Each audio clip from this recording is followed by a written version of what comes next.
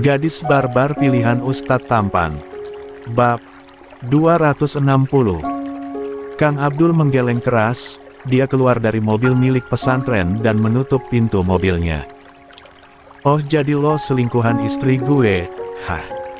teriak Marto dengan amarah yang membara. Dia sudah beberapa hari ini bersembunyi dari kejaran para polisi, dan mengetahui istri dan anaknya dibawa pergi. Betapa marahnya dia. Untung saja Marto melihat dari jendela mobil yang terbuka di mana Kumala dan putrinya berada.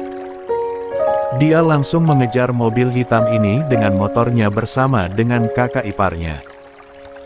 "Menyingkirlah, kita hanya ingin membawa adik dan keponakan saya secepatnya. Kita tidak mau terjadi perkelahian," ujar Beno, pria yang penuh tato di kedua lengannya, bahkan sampai ke lehernya. Kang Abdul berusaha untuk mencegah, tapi sayangnya kedua pria bertubuh besar itu sangat kuat.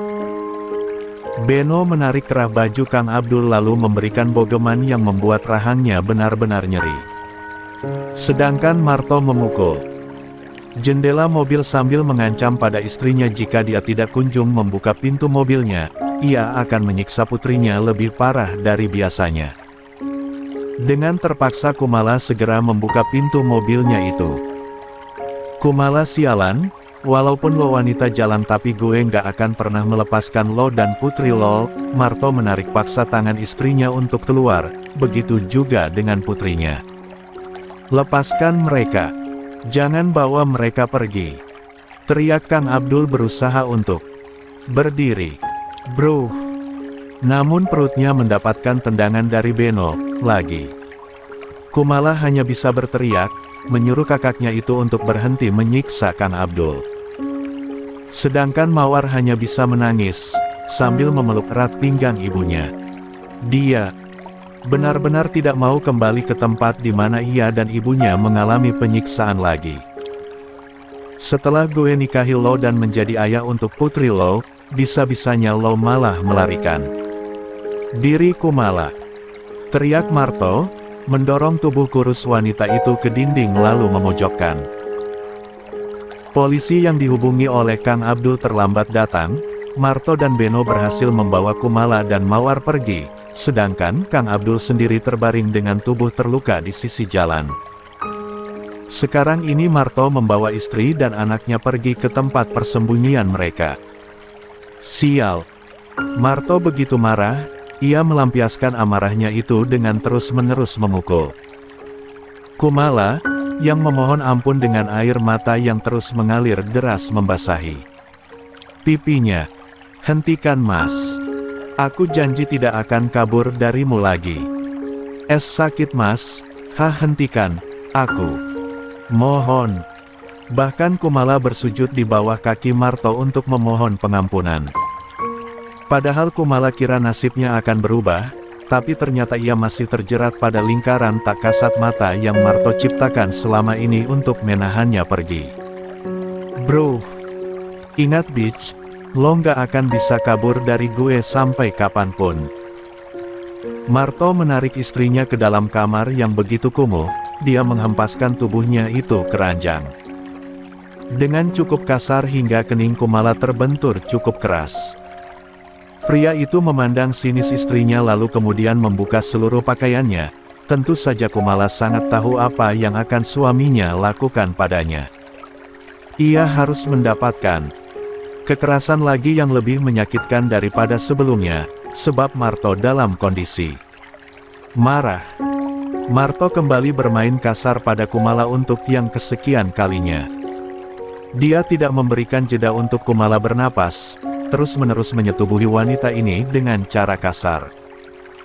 Terbanding terbalik ketika bersama dengan selingkuhannya yaitu Nadina, Marto selalu melakukannya dengan lembut, penuh dengan cinta.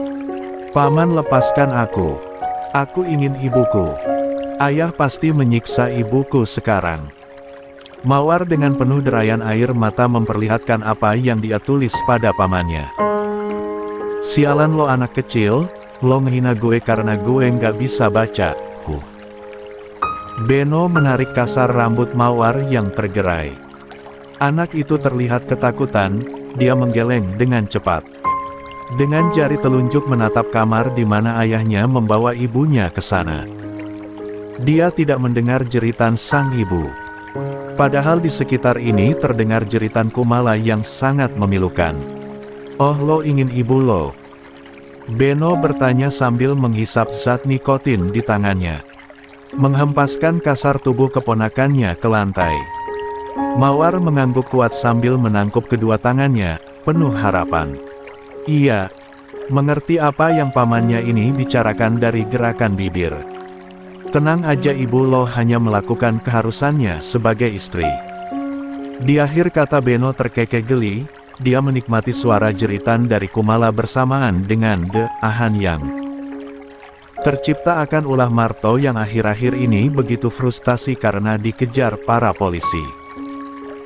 Tentu saja Marto tidak ingin melepaskan Kumala karena dia sudah menganggap istrinya sendiri sebagai budak seksnya. Berbeda dengan Nadina, dia kekasih Marto yang amat ia cinta, apapun akan dia lakukan untuk wanita itu. Pria itu benar-benar tidak pernah menjalankan tugasnya sebagai suami dengan baik pada Kumala. "Kumohon Tuhan, semoga ibuku baik-baik saja," batin Kumala penuh harapan.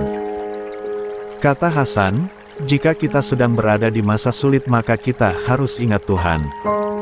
Sebab hanya Tuhan lah yang bisa memperbaiki semuanya."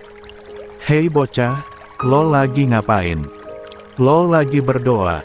Sama siapa?" "Tuhan."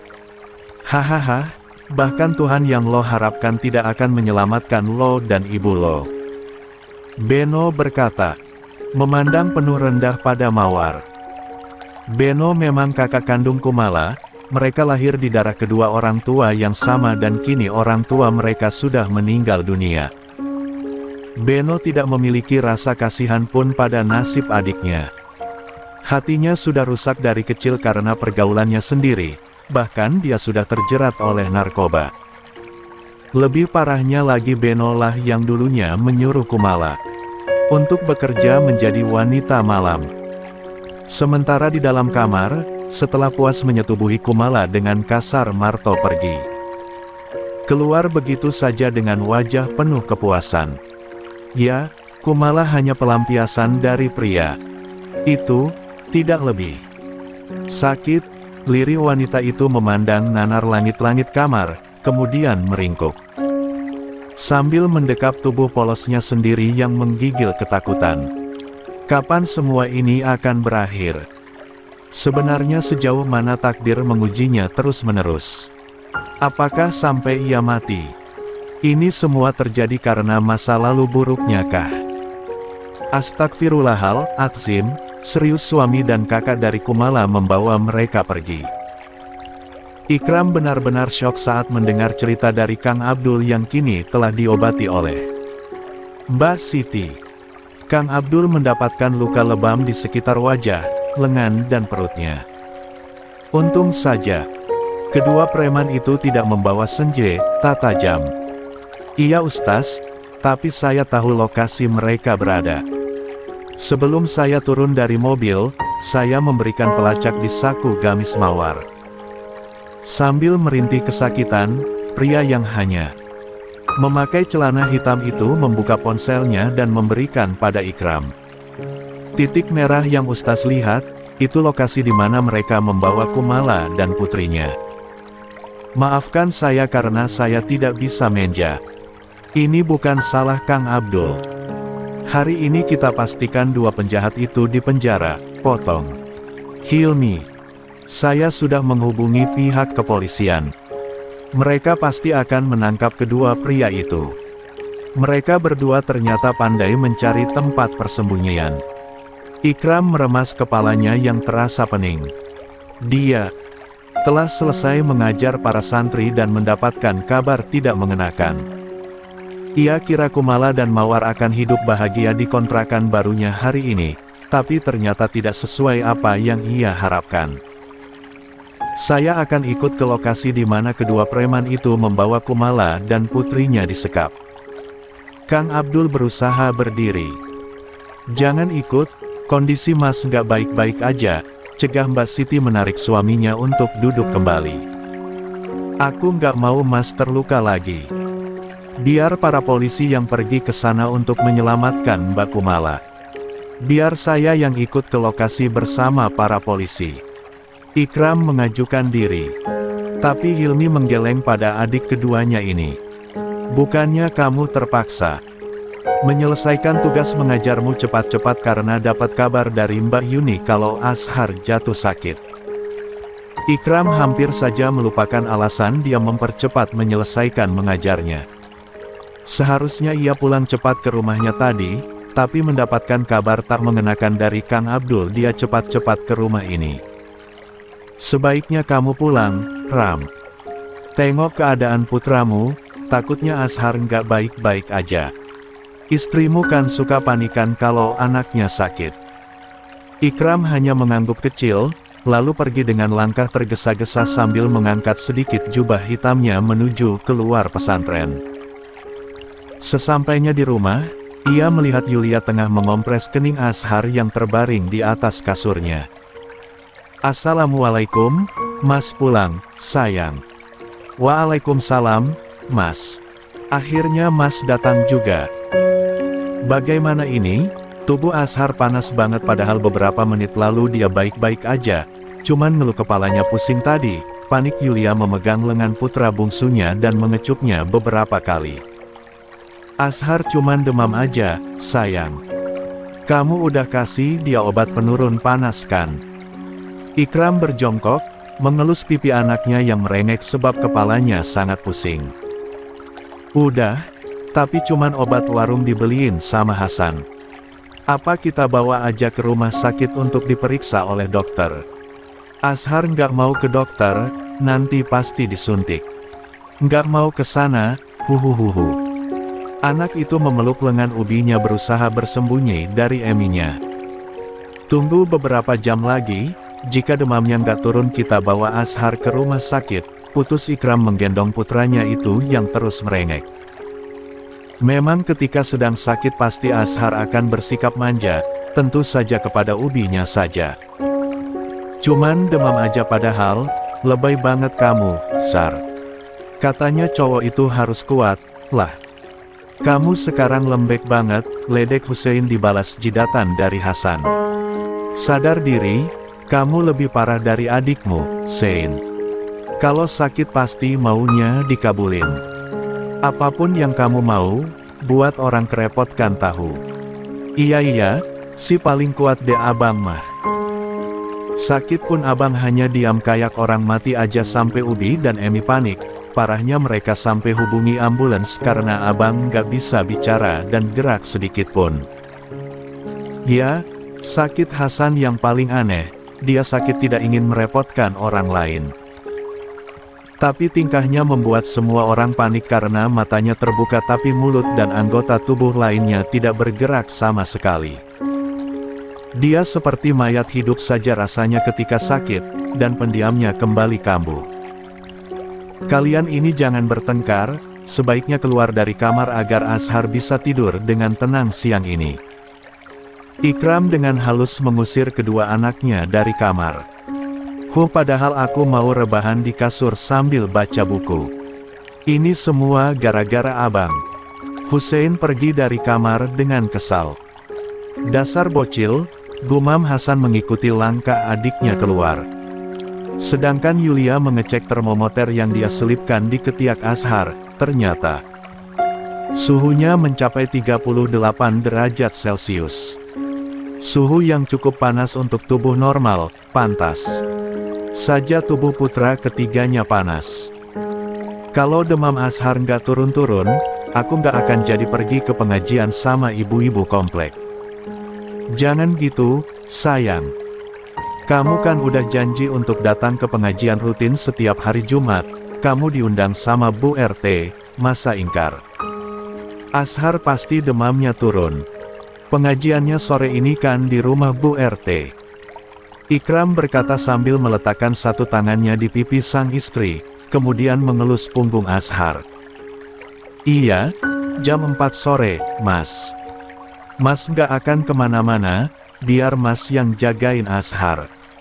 Tapi gimana nanti kalau Ashar akan baik-baik saja, sayang. Yulia mau tak mau mengangguk, sore ini dia tidak bisa membatalkan janjinya untuk berkumpul dengan ibu-ibu komplek untuk pengajian rutin. Kalau gitu aku akan mandi dan siap-siap dulu soalnya bentar lagi mau sore. Ikram hanya mengangguk, dia fokus mengusap punggung Ashar yang kini sudah tenang tidak merengek lagi. Sekarang Yulia sudah rapi dengan abaya krim, kerudung panjang serta cadar senada. Tak lupa memakai kaos kakinya, dan tas ransel berisikan tasbih dan buku Yasin. Wanita itu mengecek suhu tubuh Ashar yang kini telah menurun panasnya, tertidur lelap. Di atas kasur. Mas aku pergi dulu ya. Nanti jam 5 aku pulang. Yulia tentu saja tidak mengetahui apa yang terjadi pada Kumala dan Mawar, dia mengira jika mereka berdua sudah hidup nyaman di kontrakan yang telah Ikram pilih. Pria yang hanya mengenakan kaos putih itu berdeham, memberikan tangannya untuk istrinya kecup. Aku mau pergi loh Mas, cuman sebentar aja, tapi kenapa wajah Mas cemberut gitu? Padahal kan Mas yang minta aku pergi ke pengajian bersama ibu-ibu. Setelah Mas lihat, kamu terlalu cantik untuk sekedar pergi bersama ibu-ibu komplek. Jalan kaki kan. Gimana nanti kalau ada pria yang cegat kamu? Atau bahkan ngegodain kamu? Ikram benar-benar tidak rela hal itu terjadi. Yulia menatap dirinya sendiri. Insya Allah aku nggak akan digodain Mas. Aku kan sama rombongan ke rumah Bu RT-nya untuk yasinan bukan jalan sendiri. Tetap aja, kamu nampak bersinar tahu, sekalipun memakai cadar. Yulia tersenyum tipis. Istrimu ini memang cantik. Makasih banyak Mas. Udah kalau banyak bicara bisa-bisa aku telat nih. Aku pamit Mas. Assalamualaikum. Waalaikumsalam. Aku pergi loh, mana senyumnya? Ikram terpaksa tersenyum kecil. Kok senyuman gitu Mas? Senyum Mas emang gini. Yulia menghela napas panjang. Menghadapi tingkah suaminya yang seperti ini benar-benar menyebalkan. Ia membuka cadarnya, berjinjit lalu mencium bibir suaminya. Aku pergi suamiku sayang, tolong jagain anak-anak ya. Akhirnya bibir Ikram menyungging senyuman lebarnya. Iya, Zaujati. Hati-hati. Suaminya ini aneh, Yulia hanya bisa geleng-geleng kepala. Apalagi saat pipinya mendapatkan kecupan bertubi-tubi, membuatnya geli sendiri. Udah kan? Aku bisa pergi sekarang. Silahkan, sayang. Ingat setelah selesai yasinan kamu pulang.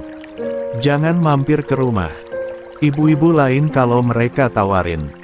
Siap suamiku. Ikram mengantarkan istrinya sampai di depan pagar.